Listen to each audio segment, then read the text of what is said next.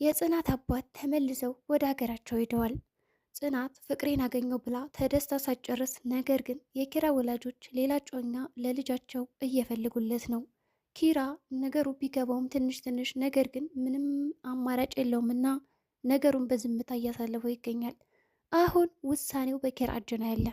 የኪራ እናትም በካንሰር ታማለች፣ አያቱም ታማለች። ተጨናንቀው ይገኛሉ። የጽናት አባት እውነቱን ብትነግረኝ እኮ ለእኔም የአእምሮ ረፍት ነበር። አንድ ልጅን አንተ ጠብቅልኝ፣ እንደ በደሌም ቢሆን እኔን ቅጣኝ እያለ ጸሎቱን መማፀን ይጀምራል። ጽናት መጣች። እንዲህ አባ፣ ምን ነው ጽናት የመጣሽ? አዎ ምን ነው ብቻን? ከዚህ እኮ ስፖርት እየሰሩ ነበረ፣ አሁን ገብተው ነው።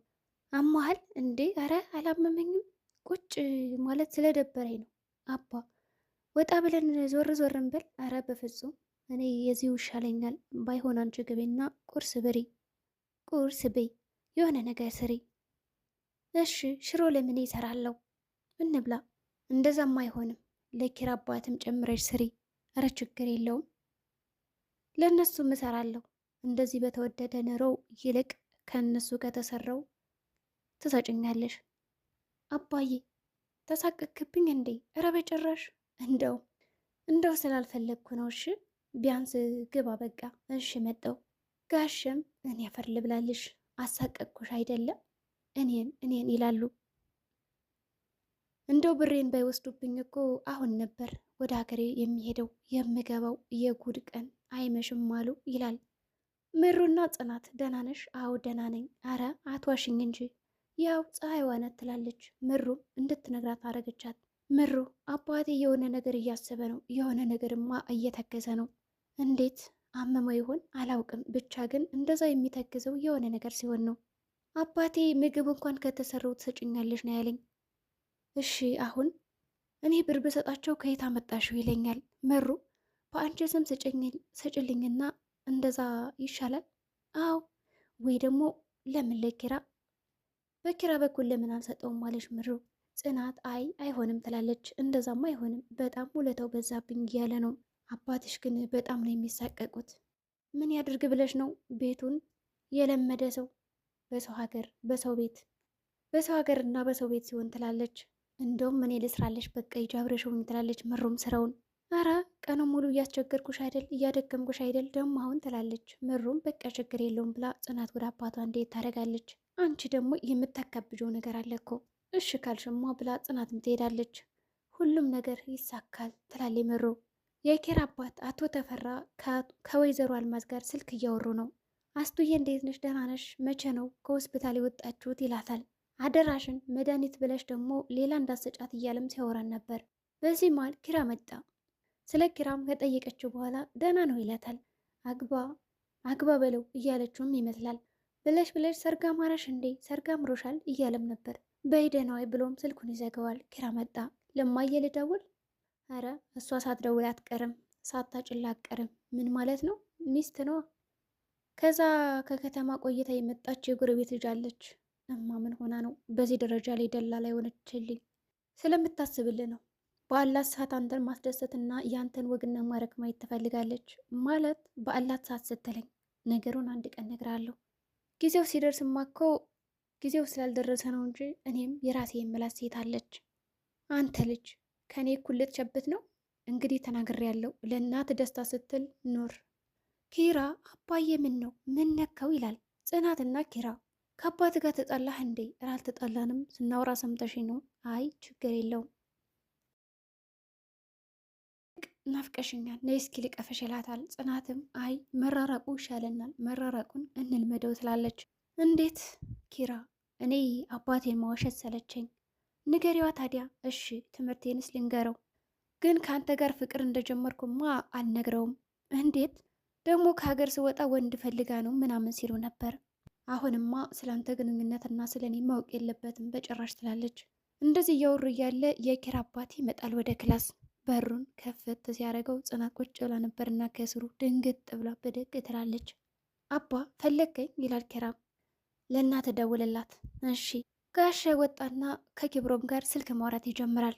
ኪብሮም ደህና ነህ እንዴት ነህ ካለ በኋላ የተፈጠረውን ነገር በባለፈው እንዲነግረው ያደርገዋል። ኪራ ለምን አልነገረኝም ታዲያ ማለት ምን ተፈጠረ እያለም ነበር። ለምን እንዳልነገረኝ አልገባኝም ማለት ይቺ ጽናት ናት እንደዚህ ያደረገችው እንደዚህ የሆነችው ይላሉ። በሰዓቱ ለምን እንዳልነገረኝ አልገባኝም ይህ ሁሉ ድራማ ሲከሰት ይላል። ስልኩን ከዘጋ በኋላ በጩኸት እና በንዴት እንዲሁም በቁጣ ሆኖ ኪራ ኪራ ይላል ልጁን። ጽናት በዚህ መሃል አቤት ጋሽ ትለዋለች። ማን ጠራሽ አንቺን ብሎ ይጮህባታል። ኪራን ጥሪው ካሉ በኋላ ኪራ ይመጣል። ለምንድን ነው ከኪብሮም ጋር የተፈጠረውን ነገር የተጨቃጨቃችሁት ብሎ ቢጠይቀውም ኪራ ግን አይ አባዬ የወጣትነት ነገር ነው እኮ ብሎ ቢለውም ምንም እያመነው አይደለም። አትዋሸኝ ብሎም በቁጣ መለሰለት። ምንድን ነው ከዚህ ቤት የተፈጠረው ነገር? በአንተና በኪብሮም መካከል የተፈጠረ ነገር አለ? አይ ምንም፣ ያው በጽናት መካከል ነው፣ በጽናት ምክንያት ነው የተጣላ ነው። ያሳደግኩት ልጅን ለምን እንደዛ ትለዋለህ? ኪራ አባ እንዴ ጽናት ምን የምታውቀው ነገር የለም ይላል። እኔ አባት ታውቀኛለህ አይደል? አንገቱን ደፍቶ የሚቅለሰለስ ሰው አልወድም ብሎ ጥሎት ይሄዳል። ኪራም ቁጭልና ያ ከይሲ ምን ብሎት የሆነ አባዬን ይላል። ጋሽ ግን እንዴት ነው ያሳደግኩት ልጅ የሚለው ኪብሮም የራሱ ልጅ የሆነ እንዴ? ኪብሮም በባለፈው ሲናገር ወላጆች እንደሌሉት ነበር። ምናልባት ኪብሮም የጋሽ ልጅ የሆነ እንዴ?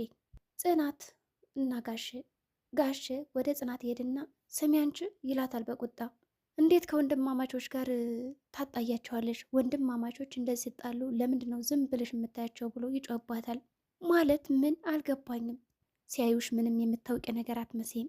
ኪራና ኪብሮም በአንቺ ምክንያት የጣሉት አይደል? አዎ ትላለች አንገቷን ድፍት አርጋ። ሲጀምር አንቺ ምን አገባሽ ከስራሽ ውጭ ይላታል። በጣም ኃይለኛ ቃል ይናገራታል። ጋሸም ቢገባሽ ከነ አባትሽ ነበር ያዝንሽ ብሎም ይመልሳል። ጽናትም ማልቀስ ትጀምራለች። ይህ ትልቅ ነገር ነው። ኪራና የጽናት አባት ኪራ ወደ ጽናት ክላስ ሄድና በደህና ነው የፈለጉኝ አባ ጋሼ ሲሉ ነበር። እኔ እንደ ልጅ ሆነኝ ንገሩኝ ይላቸዋል። እኔና ልጅን በቤታችሁ አስቸገርናችሁ አይደል? አረ ምንም ያስቸገራችሁን ነገር የለም፣ ደግሞ ችግር የለውም፣ እኔም እንደ ልጃችሁ ነኝ።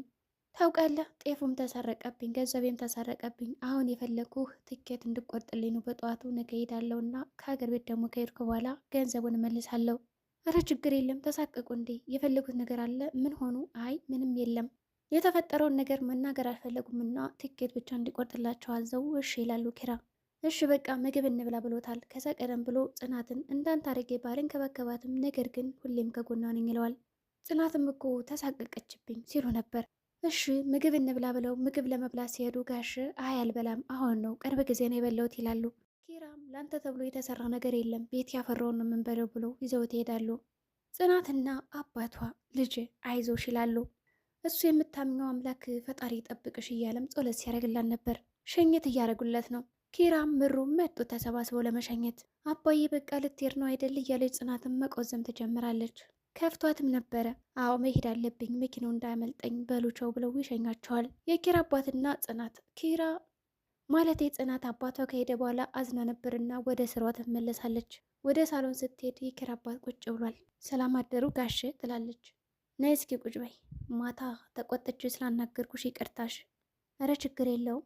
አንድ ነገር ላማክርሽ ነበር። ከእኔ ጋር ምንድን ነበር? ጉዳዩ በጣም ከባድና ሚስጥር ነው። የአንቺ ቆራጥነት ይወስነዋል። እሺ ልስማው እስኪ። መቼም ከእስካሁኑ የሰማሁት አይበልጥም ትልና ነገሩን ለመስማት ታዳምጣለች። ማንም ሊሰማው የማይችል ነው ብሎ በተለይ ደግሞ ኪራ ብሎ አስጠንቅቆ ይነግራታል። አስቴር የካንሰር በሽታ ታማሚ ነች። በስመ አብ ትላለች ጽናትም። ኪራን አግባ ብትለው ምንም እየሰማት አይደለም፣ እንቢ አለ። ሲያማት ከኪራ ፊት እንኳን ሆና ህመሟን ዋጠ ታደርገዋለች። አንዲት ልጅ አለች ትመጣለች፣ እንዲፋቀሩ አድርጊያቸው። ይቅርታ ይህን ነገር ማድረግ አልችልም። ለምን? በቃ እኔና እሱ ልትል ስትል ያቋርጣታል። ኪብሮም እንደምትቀርቢውና እንደምትግባቢው ከኪራ ጋር በደንብ ነግሮኛል እና ባክሽ ይላታል። ጽናት ቃል የእምነት ዕዳ ነው ይላታል። ገንዘብ ካስፈለገ ችግር የለም እከፍላለሁ ይላሉ። አይ ችግር የለም ገንዘብ ትላለች። ልጅቱስ? ልጅቱ ለቤተሰባችን ትመጥናለች። ጽናት ለምን ከኔ ላይ ሁሉ ነገር ይገጥመኛል ለምን እፈተናለሁ እያለች ስታለቅስ ነበር። አንድ ሰው እንዴት ነው የሚያፈቅረውን ሰው ለሌላ ሰው የሚሰጠው እያለችም ስታስብ ነበር። እንዲፋቀሩ አድርጊያቸው ሲላት በጣም ነበር እየተደናገጠችው። ሌላ ሰው አላፈቅርም ቢልስ አሁን ኪራ ትላለች። እንደዚህ ብቻዋን እያሰበችና እየተከዘች ባለበት ሰዓት ምሩ ትመጣና በሰላም ነው ጽናት ትላታለች። ሰሞኑን ምን ሆነሽ ነው? ብቻሽን መሆን እኮ እያበዛሽ ነው። ምንም ነገር የለም። እኔ የማላውቀው የተፈጠረ ነገር አለ? ኧረ ምንም የለም። እየዋሸሽ ነው አይደለም? ስለ አባቴ እያሰብኩ ነው። አልደወልሽም እንዴ? ደውዬ ነበረ ረሱስ። በቃ ናፈኩ መሰለኝ ትላለች። ነገሩን ማሳወቅ አልፈለገችም። ፈተና በዛብኝ እኔ ላይ። አንዱ ሞላ ስለው አንዱ ይጎላል። ሁሉም መነጠቅ ለምጄዋለሁ እያለች ማውራት ትጀምራለች ከራሷ ጋር። እንደዚህ ብላ ብድግ ብላ ጥላት ትሄዳለች። ማለት ለምጄዋለሁ ስትላትም ተይ በቃ ብላ ትሄዳለች። ደግሞ ምን አጋጥሟት ይሆን ትላለች ምሩም። ናሆም እና ኪራ ካፌ ውስጥ ሆነው ማውራት ይጀምራሉ። በቃ አትፍረድ እስኪ አትቸኩል፣ ጽናትን ታውቃታለህ ከኔ በላይ ይላል ናሆም። ኪራ በጣም ግራ ተጋብቶ ይገኛል። ጽናት በምታሳየው ሁኔታና አንዳንድ ነገሮች ግራ ግብት ብሎታል። ምን አደረግኩ ምን አጠፋው እያለ ራሱን ይጠይቃል። ናሆም በቃ ይዞ ጓደኛ እያለ እያጽናነው ይገኛል። ደግሞ እስኪ ተረዳት፣ ምናልባት እኮ ስለ አባቷ ተጨንቃ ይሆናል። ናሆም እኔስ ምን ላድርግ ብለህ ነው? በዚህ አያቴ ታማለች፣ በዚህ አባዬ በጣም ተቆጡኝ፣ እንደ ዛሬ እኮ ተቆጥተውኝ አያውቁም፣ በጣም ነበር የተናገሩት ይላል። ናሆም እንዳንተ ከመሆን እንደኔ አንድ ፊቱን እምቢ መባል ሳይሻል አይቀርም ይላል። ሙድ እያስገብ ነው ይለዋል ኪራም። በቃ አንተም እኮ አልቀሳ ስትጨርስ ነው ጸጥ ያልከው ማለትም ይላል። በቃ ወደ ቤት እንሂድ እስኪ አባዬን ብቻውን የሚሆን ብለው ወደ ቤት መሄድ ይጀምራሉ። ጋሸና ጽናት የኪራ አባት አሰብሽበት? አዎ እኔ እኮ የልጅ ነገር አሳስቦኝ ነው ኪራ የመረጡትን ሴት ባያገባስ ትላለች ጽናትም። በህይወቱ ሌላ ሴት ካለች ትላለች። ጋሽም እኔ እርግጠኛ ነኝ በህይወቱ ምንም አይነት ሴት የለችም ይላል። ግን እኮ ብንጠይቀው አይሻልም? እሱን አይ እሺ አይልም። እንደምንም ብለሽ እንዲግባባ አድርጊው፣ ይህንን አድርግልኝ እንጂ የምትቆምበትን ገንዘብ እኔ እሰጥሻለሁ። በተሻለ መጠን ሀሴትና ኪራ እንዲግባቡ አድርጊልኝ እሺ። ጽናትና ምሩ ተነሳሽ እንዴ? ምሩ አዎ ትላታለች። በቃ መክሰስ ላቅርብ፣ አንቺስ? እኔ አልበላም። ሰሞኑን ግን ምግብ ፍላጎትሽ እየቀነሰ ነው፣ ድጋሜ አረገሽ ይሆን ትላለች ምሩም። ጽናት አራ በፍጹም እኔና ኪራ መካከል እንደዚ አይነት ነገር የለም ትላለች። ምን ላድርግ ብለሽ ነው? ግራ ገባኝ።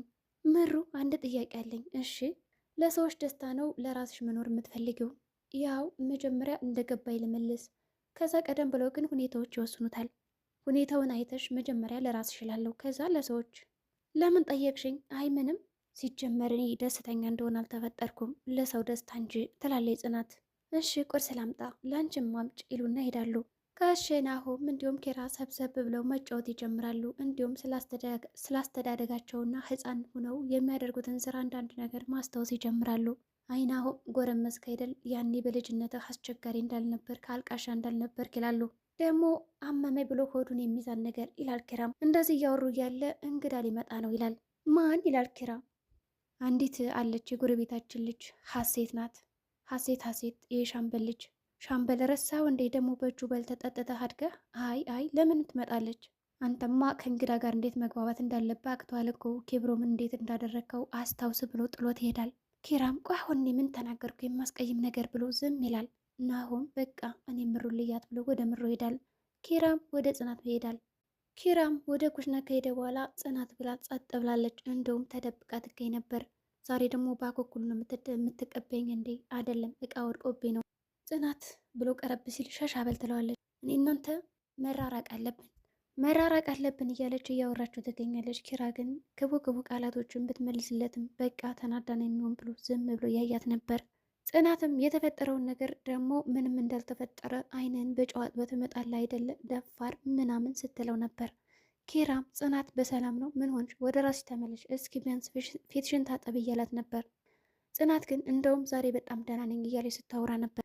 ወይስ ለአንተ ብቻ ነው መልአክም ሰይጣንም መሆን የሚቻለው እያለችም ስታወራው ነበር። ኪራ በነገሩ ግራ ተጋብቶ እሽ በቃ ብሎ ጥሏት ይሄዳል።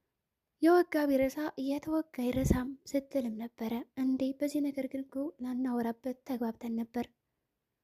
ጽናት እንደዛ ያለችው ኪራ እንዲርቃት ስለፈለገ ነው እንጂ እውነቷን አልነበረም። ምክንያቱም አባቱ ያላትን ነገር መፈጸም ስላለባት ግዴታ ከጽናት መሸሽ አለበት መጥራት አለበት ብላ ስላሰበች ነው። ሰላም ጤና ይስጥልኝ የቻናል ቤተሰቦች፣ የዛሬው ቪዲዮዎችን ይህን ምስል ነበር። በቀጣይ ቪዲዮ እስከምንገናኝ መልካም ጊዜ ይሆንላችሁ። እንዲሁም ሸር